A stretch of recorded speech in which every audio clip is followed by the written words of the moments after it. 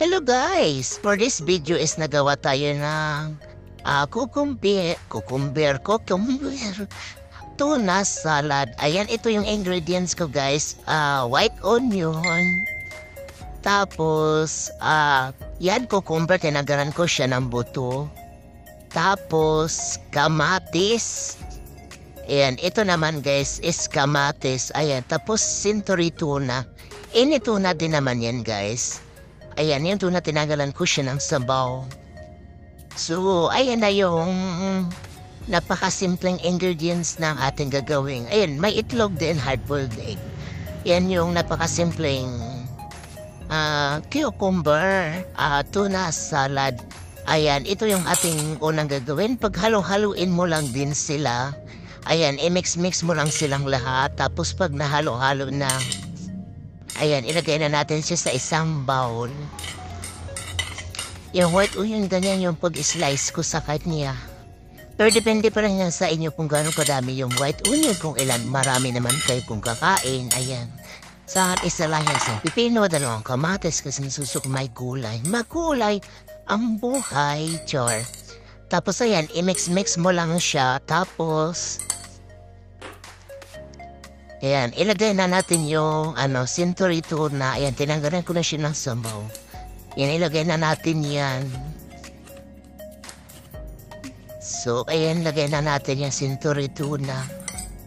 May century tuna. Tapos ayan, i-mix-mix na natin ulit. Ayan, halo-haloin lang siya hanggang sa mag-combine. Combine na siyang lahat. Ayan, maghalo na siyang lahat. Ayan.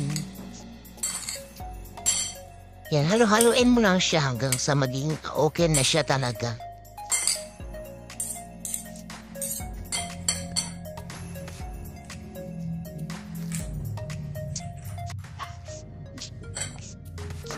So, next natin ilagay yung hard-boiled egg. Ayan, yung itlog. Dalawang itlog yung ginawa ko dyan. Ay, tatlong pala. Tatlong itlog yung ginawa ko pala dyan.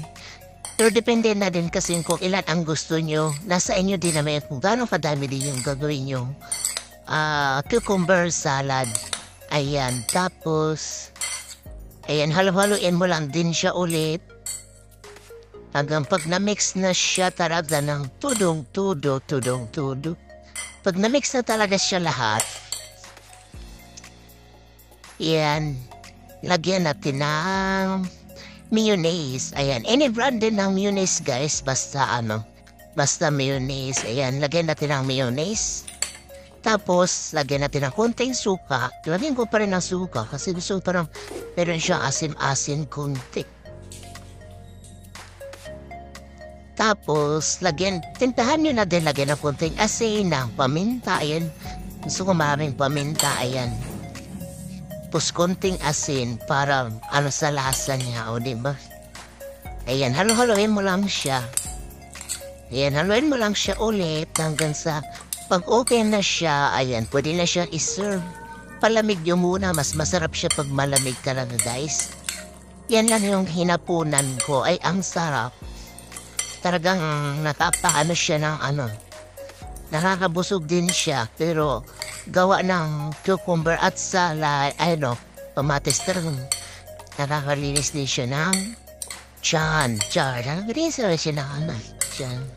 O diba, ayan, halo-haloin mo lang yan siya ng bagay ito sa mga nagda-diet ba?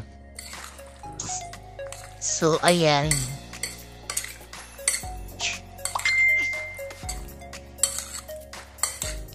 Yan, pag nahalo mo na siyang lahat, so ito na yung finished product. Finished product mo naman yung effect natin. Ayan na yung result niya guys. Ayan, thank you for watching. See you to my next upload. Bye!